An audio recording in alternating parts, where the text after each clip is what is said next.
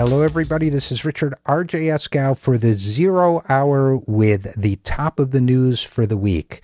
What a week it's been. We will be talking more in the program itself about the Charlie Hebdo killings in Paris, France, so we won't go into that in too much detail now, except to remind you of what you already know. Tragic killing of 12 people at a satirical newspaper. The suspects cornered and ultimately killed by the authorities there. Tragic hostage situation resulting in fatalities at a kosher supermarket as well. Horrible situation that continues to unfold as of this broadcast, and we'll keep you posted as it does. Now, in other news of the week, the President of the United States announced a plan for free community college education. Under the program, students at community colleges would receive free tuition, not other expenses, but free tuition, provided that they maintained a 2.5 grade point average and could keep that free tuition for the entire 2 years of a community college degree.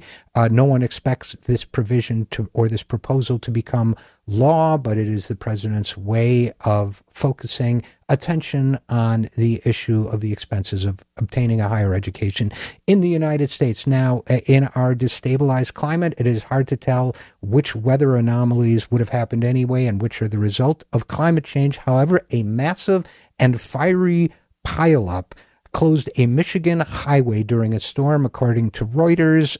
They briefly evacuated the area. It involved a pileup of 150 vehicles. There were fatalities on an icy interstate. It included a tractor trailer, which was transporting formic acid, another tractor trailer transporting fireworks. Both of those tractor trailers caught on fire. This will be a story worth following. Now, Boston, Massachusetts has become America's nominee city for the 2024 Olympics. Now, the Olympics Committee will ultimately choose among a number of competing countries, but in becoming America's nominee, Boston beat out Los Angeles, San Francisco, and Washington, D.C. Now, none of those cities are especially conducive to the massive extra traffic created by the Olympics when it comes to town. I would argue that of the three, Washington, D.C. would have been the most problematic, although I would say Boston comes in a close second, but that's just me. I'm not a traffic expert. In any case, we don't know if America will get the bid or not. Flu season is raging. A lot of people, including your correspondent, have been struck down with one form of flu or another. Take care of yourself. Get a flu shot, even though it's not as effective this year as it's been in previous years. It's worth keeping your chances as strong as you can, because I tell you, these flus can be misery. Absolute misery. Now, this headline looked like it was eye-catching.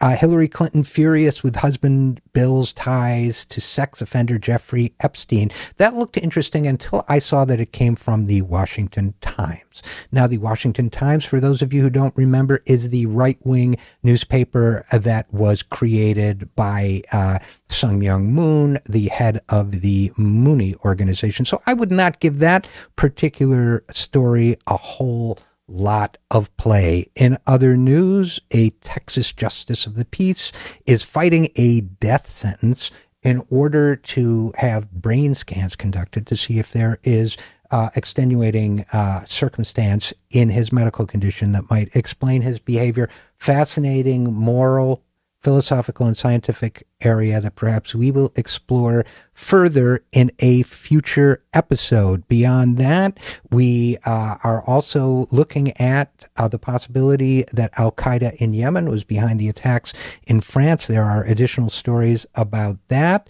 And we wish the very best to Harry Reid, a senator from Nebraska, Democratic now minority leader, who is badly injured after a resistance band he was using during exercise snapped. He's suffered severe facial injuries. We now learn that he may be blind in one eye as a result. Harry Reid is a fighter, very literally. He used to be a boxer.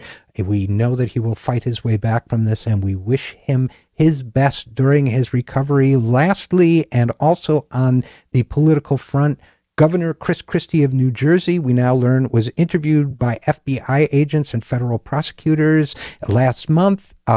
His office says that the governor has fully cooperated with all appropriate inquiries. This is related to Bridgegate, the George Washington Bridge scandal, which entered musical history when Jimmy Fallon and Bruce Springsteen sang a song about it on television a few months ago. We will be following the Chris Christie case, I promise you, with enormous interest. Now, lastly, 58% of American adults use Facebook. Tweet that out if you will. I'm Richard RJ Eskow, and this is your news break from the 0 Hour.